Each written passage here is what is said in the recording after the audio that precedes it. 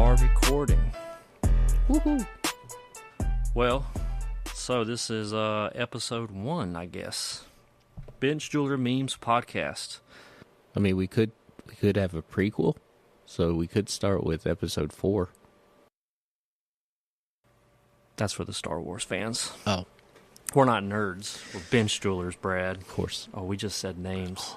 You know what's interesting, though, is you have 0 social media presence.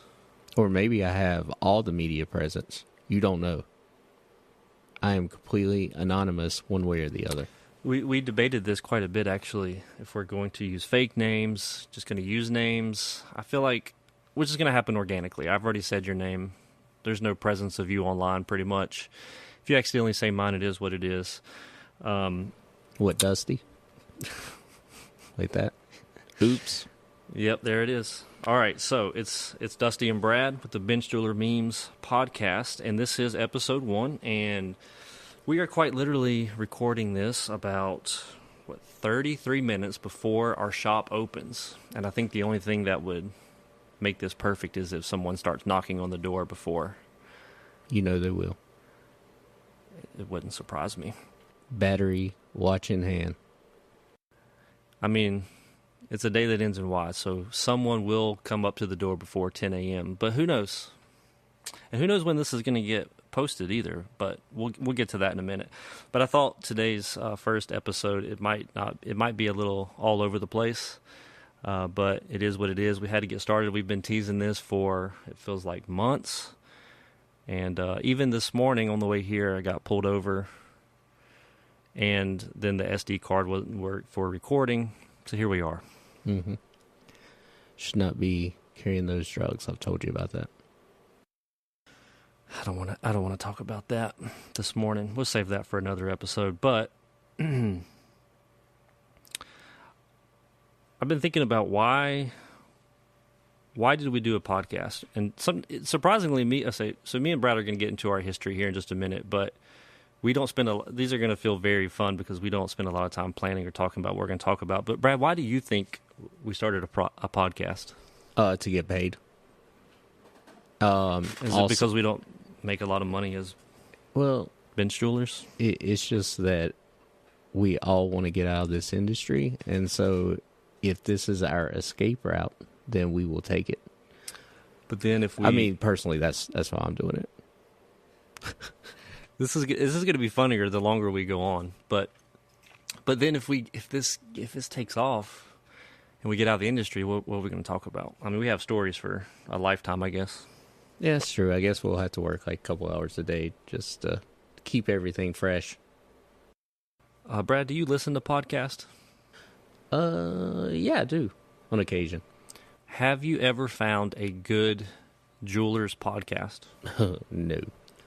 I'll be honest, I have looked, and I guess I could have looked harder, but I feel like if there was any good ones, they would be easy to find. And the ones I found, and I'm not knocking them specifically, and I won't say any names, and I've just dabbled in a few of them, but they're not good. Is that nice? Yeah. I mean, yeah, that's very nice. I mean, I guess they're geared towards, what they're not geared towards is people like us. I'll say that. Yes. It's like trying to sell you a product, or it's like marketing, business ownership, fill in the blank. It's just not for me. Right. And to be serious about why we kind of are doing this, it's just, it's not the easiest job in the world, and we all kind of share the same problems, same issues, and so it's just kind of a way to let everybody know that we're all in this together, High School Musical style. And did you ever see that series? Your kids old enough for that yet? No. Oh, okay. No. But yeah, that's we're all in misery together. So that's why we even started the Instagram account, Bench Jeweler Memes. Mm-hmm. It started just making silly memes on JHJ, just about everyday scenarios, and I love making a meme, and Brad does too. And it's just kind of evolved. I think I started making just dumb memes at least 4 or 5 years ago. And then it started out as I just wanted to, okay, well, I'm making these memes. Maybe I should put a label on there, like a, what do you call it, a watermark? Mm-hmm. And like just store them somewhere. So I thought, well, if I can just save, my phone's filling up with pictures of kids and pictures of jewelry. So I thought, well, I just need to find a place to store them to get them off my phone. So I'll just put them on Instagram. And then it just kind of just kept growing. Then it grew really fast. Oh yeah, we got lots of bots. Slowly dying. It was like 100, 200, 300, and we hit like, I don't know, around 10,000, and it like went up to like it almost hit 30,000 followers on Instagram. And then you can tell when Instagram is trying to clear out all the bots, because now we are barely hanging on to 20,000 followers, but it's all good. Yeah, so tell a friend. But I do have some exciting news, though. Ooh. As of this morning, I've contemplated this for a while. I like to compartmentalize my life. And you wouldn't know that by looking at my bench, but I really do. We'll get into that in a second, too. But I was like, man, wouldn't it be fun if Bench Jeweler Memes could get onto JHJ? If you don't know what that is, that's Jewelers Helping Jewelers. I'm not on Facebook, so I don't know what that means. Brad is not on Facebook, and he does know what that means because I fill him in. Yeah. But I've been on there for, I don't know, it's been a while. 7 years, 6, 7 years. It was when there was like 1,000 people on there. And so I was like, it would be a lot more fun if I could interact as Bench Jeweler Memes instead of myself. And so as of this morning, I woke up, kid woke me up, and started the Facebook version of Bench Jeweler Memes and linked the two together. And Aaliyah so quickly accepted my request to join.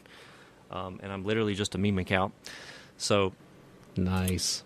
And I made my first post this morning. If you're hearing this, not only you're hearing it, but it's what is it, August 20th? Maybe we shouldn't say dates. It's going to feel very irrelevant. In like 3 weeks when this finally gets edited and posted, or a month when it gets posted. But so we're going to have some fun on there. So if you're not following us on Instagram, Facebook, that should be fun. And to clarify, Dusty is 99.9% of Bench Jeweler Memes. So he gives me a lot of credit where it's not due. I'll help with the caption every once in a while, but I'm pretty much there for emotional support. And I'm the first one to see most of them, and I get to laugh or tell them they suck. That's true. I do love making one, but we just throughout our days, stuff happens, and Brad's like, "Oh, you should make one about this," and then I have to put in the hard hours of coming up with an idea of how to communicate that via meme. But we make it happen. Yep. So the other thing we were going to do, there was something else I was going to say, but I don't remember. All that stuff aside, I figured we would give just a brief introduction of who we are, how we got started into this industry. And I do want everyone to know that, in future episodes, we've already lined up, or at least people have tentatively agreed to be guests. And that's going to be really fun.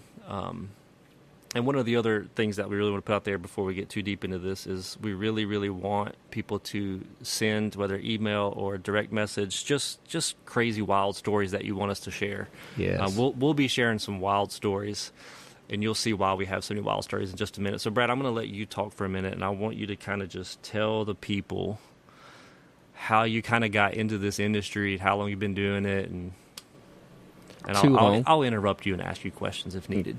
Okay, so out of college, I could not find a job. I probably wasn't looking hard enough. So I found this, I guess it was just a kiosk at a mall, changing watch batteries and doing minor jewelry repairs. So that's... What year was that? 2002, I guess. So you could say this is your 23rd year? No, a little further. 2001, 2002, somewhere in that range. So yeah, it's been a long time. So I was in that mall, which leads us to your story, because that's how we met. Are we going to interweave our stories? Oh, So like a Marvel yeah, universe. we'll back and forth. So yeah, I promise I'm not a nerd. I also, I'm a little bit of a nerd. this is hilarious. After high school and I was in college. False. Rewind. After high school, I decided to take a year off and not go to college. So I was like, well, I need a job. I should have done that. Just FYI. Yeah, more on that to come as well. But so I had a year of, and the job I was working, my part-time job in high school was like, yeah, we can't make you full-time. So I'm like, well, I'll just get 2 part-time jobs. So I also went to the local mall and saw that there was a now hiring sign at a kiosk. And you're probably thinking, oh, you guys met that long ago? Yes, but me and Brad worked in 2 different kiosks doing almost the same thing about, 100 feet apart? Yep, rivals. They were more repair, jewelry, watches, where Brad worked, and I was mostly just selling watches and changing batteries, which was fun because I didn't know what I was doing. And so I got to go over and be like, hey, Brad, can you help me with this? And that's kind of how we met back in 2000. That would have been, I graduated in 2002. So, yeah, it would have been sometime in 2002 when we met. Nice.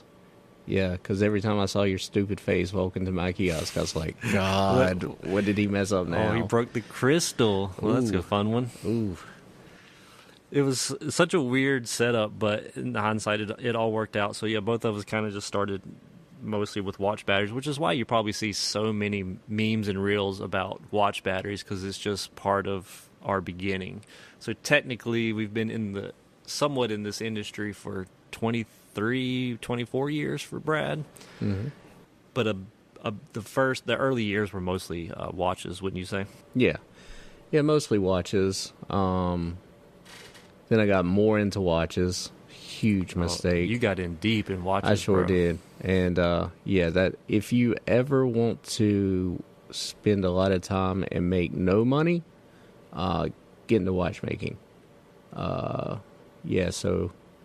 at that time, Dusty had moved on to, I guess, a larger kind of repair place, maybe. We worked in separate places close by for, I think, a year or two. But once I started school, I moved locations with the same watch company, selling watches while I was in college. So we went our separate ways for a few years. And I think we needed the distance personally. We did. I needed space. And in college, about 3 years into college, I realized I do not want to do all the things I've been doing in college or the career that I thought I wanted for most of my life. You know what I want to do? I want to fix.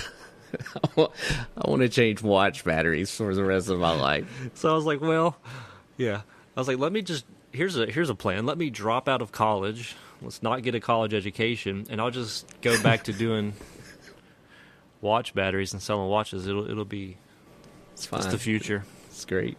I mean, in my defense, the career I was going into was trying to work for a newspaper. So either way, you were set. It's like, what do I do? Fix watches or write for the newspaper that no one reads? Also, I'm thinking about getting into blacksmithing. So anyway, I'll try to fast forward through this. So I was actually working at a newspaper part-time at night, and I was like, this is awful. So I quit that, and then I also hated my job selling watches, believe it or not. And I was like, let me just go get a job doing, like, literally anything else. And so I met one of the managers at, like, a sunglass hut in the mall. Are you having problems with your cord? No. Oh, it's a little stuck under the wheel. All right, there you go. Okay. And so they were like, yeah, we're hiring in a different mall. And I was like, yeah, I can sell sunglasses. It's way better than selling watches. Do we have to fix sunglasses? Absolutely not. So I was game. And so they were going to send me to this other mall on the other side of town. And when I went for the interview to be like the manager of the sunglass hut, I saw, hey, there's a jewelry and watch repair place right down there. If I'm going to drive across town, I already have some experience. I wonder if they're hiring. So I walked down there after my interview with Sunglass Hut, and I'm like, hey, you guys hiring? I know how to change batteries. And apparently that was like the best thing they've ever heard. and we'll try not to say names and places there, but they were like, "Oh yeah, can you start tomorrow?" So now keep in mind when I started, I didn't realize they were so heavily involved in jewelry repairs, but I was like, "It's fine. I'm just gonna work the front and change batteries." And it was literally just a repair for watches and batteries. Think quick fix, but like independent. And so I did that for a while, and then Brad, you can take over where you came in because I don't remember. Let's see. So I done watches. Then I guess at some point we worked. I came on. I know why. Because our watchmaker died. Oh, that's right. Because everyone who does watchmaking is either dumb or about to die. I'm going to offend so many people. Dude, did you just say dumb or about to die? Yeah, because they're either I thought you were planning to say dead or about to dead. No, they're dumb. Yes, for getting into that industry, or they're like 89 years old. Yeah, that makes sense. Anyway, right. Our watchmaker died, and so he was sick. He was sick. Right. He was not dead at the time, but he was as good as dead, apparently. I mean, this sounds so disrespectful. It's bench jeweler memes. It's fine. Not dart memes, but it does kind of point to the place that we were working, and their kind of thought process was, okay, this guy is really sick, so instead of worrying too much about him, let's just try to find a replacement as quick as possible. A lot of our stories are going to come from that time of our lives, because I worked for this particular family independent repair shop for 9 years, which felt like a prison sentence in a way, but I learned a lot. But yeah, so the watchmaker was about to die, and I thought, you know what, I have a really good friend, and I want to make his life terrible, and so let me get Brad in here to see if he can help us out. Yeah, so that happened. That was great. So let's see. Do you want to just explain how chaotic that place was? The amount of things that just piled up. I really don't even know if you can explain it or maybe we can describe it. It's just... maybe we can unravel that mystery in another episode. It's probably going to need a series. At least 3 or 4 episodes. But yeah, it was something. I feel like you left that place before I did, though, right? Because I know you're probably just over it, or no? I can't remember. No, you left before I did. Really? To open. How did you manage without me? It was actually very difficult because losing somebody, and I'm not even talking about our friendship, but just from the sheer fact that you knew what you were doing, and so to replace you, they brought in 2 guys that had no idea what they were doing, and so it got more chaotic. But yeah, so why did you leave, Dusty? Well, so in Brad's time there, he exclusively focused on all the watch repairs that were piling up for things that probably could never be fixed. But while I was there, I definitely over the 9 years wanted to learn more of the jewelry side because, like everyone, I hated watches. And so I got to, kind of learn under several different jewelers, most of which didn't speak English. So they don't really get to tell you English. I can't even spit it out. I don't speak English.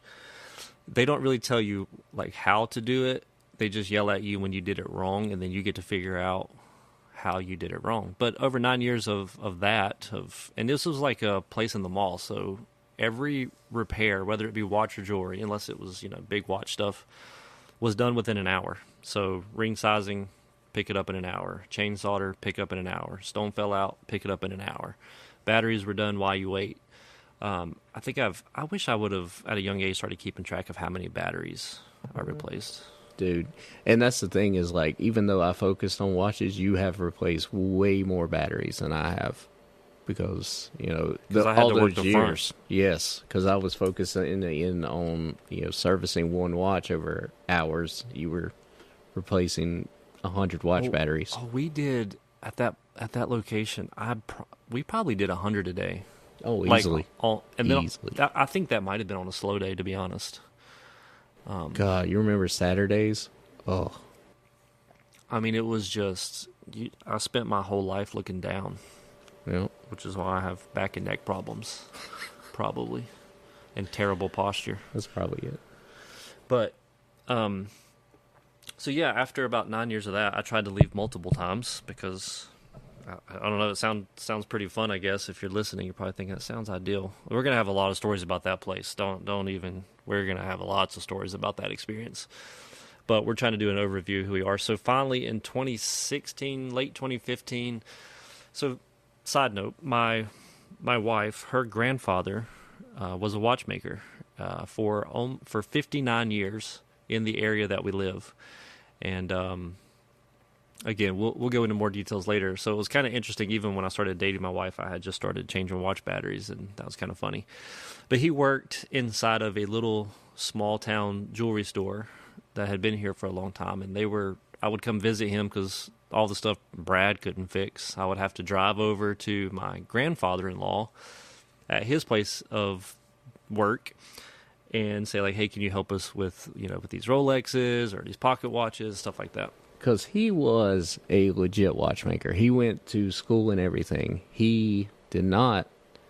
Some people learn by just doing and breaking things and YouTube videos. I was waiting for the YouTube. He did not learn from YouTube videos. He learned from an actual watchmaker. So yeah, like an actual watch repair school. We're going to talk more about him on an episode because he's an interesting man. But for right now, he was working at this jewelry store, and basically he didn't work for the store. He rented a corner of the store. It was such an odd setup. So he would rent his space in the corner. So when customers would walk into this small town jeweler, if they needed a ring size, that was normal. If they needed anything watch related, they would go see Sherman. Sherman was his name. And so that's an kinda, alias. That's not his real name. Yeah. He doesn't want anybody to find. Well, crap. That's darker because he's no longer with us. No. Yeah, let's see, Sherman. I can't remember. It's been a couple years since he passed away. And he worked with. Let me keep going. So I was coming into this jewelry store to drop off stuff, and I said, "Hey, it looks like this place is about to close down." And he said, "Yeah, they're closing it down. They're trying to sell it." And so I went and talked to the owner. I was like, "Hey, I hear you're trying to sell your jewelry store." And he was like, "Yeah," because he had opened a separate location doing like a pawn shop. We'll make fun of pawn shops later, another episode. And so he's like, "I just don't have time for it. My son doesn't want to run it." So basically, long story short, we come up with a number, and it's basically me just buying the very minimal tools that he had, the showcases, the safe. It was not very much. It was very cheap. And so in 2016, we actually opened my own jewelry store, which definitely not going to name on this podcast, but small town jewelry store, and it's mostly just me and Brad. It did not start out that way. It started out with me and Sherman, and if you've never worked with a 70-plus-year-old man who's a watchmaker, it is quite an experience. It was fun, but after a few years, he retired, so I had to start. I realized I can't do this by myself. But one-man shop for a long time, just helping everybody, doing all the repairs. Still, honestly, was a lot I needed to learn. I ended up going to New Approach School for Jewelers out in Tennessee. Sponsorship available. Oh yeah, I was gonna make a joke at some point, like let's pause for our sponsorship, but we don't have one. But New Approach is awesome. One of my areas of weakness was stone setting, so I got to go there and do that. And then I don't know, Brad, you'll have to talk about when I like practically begged you to come be here with me. Let's see. So, yeah, I came. No, well, I was doing some of your watch repair just from my house, so I'd come pick it up, do that, and then it was just easier. I cannot remember when I left the mall. Anyway, it doesn't really matter. At some point, I moved more into a part-time role here, and then one of the guys that was working here left, and so I became full-time.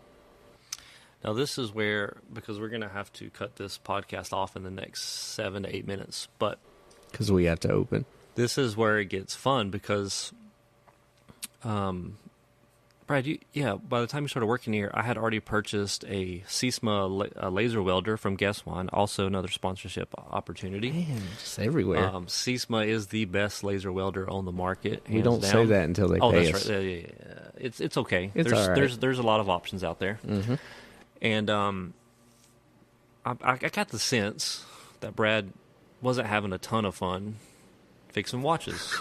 Yeah, I know. And I said, why don't you learn how to use this laser welder? Because he had some jewelry experience, and you can go into that a little bit, Brad. Yeah. I went to a school. Let's see, probably 2005-ish, 6-ish. But it was kind of it was not New Approach and not near at that level. So it was very foundational. Most everything I've learned jewelry-wise at that point had been just watching people do things and then going to the class and getting some hands-on experience. But at that point that was basically it. You had just enough. You've been around the industry enough and seen enough to kind of know like how jewelry repair works. It wasn't like a foreign language to you. No. And so I said, hey, eventually this would be full time. You could make so much more money doing jewelry repair instead of watch repair. And it did not take long to convince him. No. Like any amount of money would have been fine. And I think back then, because like a lot of watchmakers are just, it's per job. So you put a lot of time into it, and you're like, oh, cool, I worked on this for 6 hours. Yeah. Thanks for this $50. Right? And then they come back in a week. Oh, it's losing 0.3 of 1 second every month. I don't know how they would know that in a week, but so you get to repair it again for free. it's a great business model if anybody wants to get into it. So anyway, long story short, so our current setup is it's me, it's Brad. We have one part-time employee. She is brand new. So we're going to have. She's been here like 6 months. Is it 6 months? Well, she doesn't seem like she knows enough to. Dude, she's going to listen to this. I know. We're going to have her on because I think we got to have her on soon to get like a new, fresh perspective of this industry. Ooh. Because she's got no experience. She's super young. And anyway, so it's me, Brad here full time. We're cranking out all the repairs, but we're also helping customers when she's not here. And so I spend all my time on the bench. Brad spends all of his time staring in the microscope of a laser. And that's kind of the dynamic of us every single day.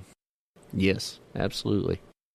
And it's a lot of fun, and it's also a lot of frustration. We are either laughing or cussing. Yeah, there's no in between. We're either like, this is so fun, we're having a blast, or I hate life and I hate people. Yes. There's no in between. No, and to bring it full circle, that's what these people that are listening to this understand as well, because it's probably their life as well. And just to be clear, like our setup, we're trying to work on the actual setup, but we're just in the store, and there's a microphone on Brad's bench, and I'm technically not sitting at my bench because we don't have a cord long enough, and we're even playing with the idea of like, over the course of a day, we should just keep our mics ready, and when stuff happens in real time, we could just hit record, and it'll kind of be a very sporadic, weird episode, but we're considering it. Yeah. And I think other episodes, this is kind of, the first episode of a show. It's kind of, you're not into it yet because it's kind of just laying the foundation. We're going to have different segments. There's going to be a lot of funny things, I hope. Well, at least for us. So. Well, I mean, it's supposed to be funny. So someone shared on Instagram in the comments that you can't see a jeweler's joke, and I haven't told you about it because I want to get your real time. It's cheesy. So, all right, Brad. What is a bench jeweler's least favorite band? Or who is a bench jeweler's least favorite band? Ooh, I do not know. Rush. We need the sound. We got to get the sound effects. We're going to work on that. We're going to have sound effects for the next one. I like Rush. They were a good band. Well, Jared the jeweler on Instagram shout out to him. He put out a lot of good content. He put that in the comments, and I was like, I'm I do that. like it, and I do get it. Yeah, you don't want to rush. In his defense, it was on the post of us talking about our new upcoming album. That by the time this gets, dude, there's so much going on. There's so much content. This is good. I hate that we have limited time on this very first one, but we have, by the time this episode actually releases, the album will be out. It's called Bench Jeweler Melodies, Volume 1, because I know there will be more. Yes. Brad, do you want to just, in the last couple minutes, talk about a favorite song of yours? There's so many. There really are. Well, technically, the single Art for Alkaline is already out. Yes. Yeah, and if you have not heard that, it's available on Spotify. See, I'm trying to think. I have a favorite, but it's just not coming to my head at this point. Deep. What? Deep. Deep. They're just Deep what? I don't know. We have to open the shop in like 2 minutes, so I'm trying to figure out how to segue out of here. I don't even know. Are we going to have a song to open? We have a little jingle for the podcast. I'm just going to say deep. That's our keyword for. It's time to move on. It's our safe word. Deep.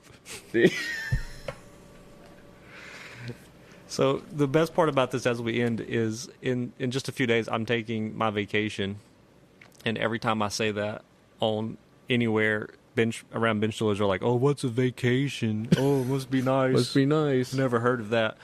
But so this week is awful because it's all the things that I have promised that have to be done before I leave for vacation. And when I get, you guys know, when you get back from vacation, there's like 8,000 things on your bench. So I'm really looking forward to this. Yeah, I'm glad you are. Why don't you go ahead and just sign us off, Brad? I don't know. I feel like this is your job here. Yeah, it's probably not going to be my job in the future, but I really hope everybody enjoyed it because it was fun. And it'll get better because it can't get worse. I think that's a great place to end. We'll see everybody next time. Bye. On Bench Jeweler Memes Podcast. Welcome to the bench where the laughter's bright, polishing jokes and setting stories right.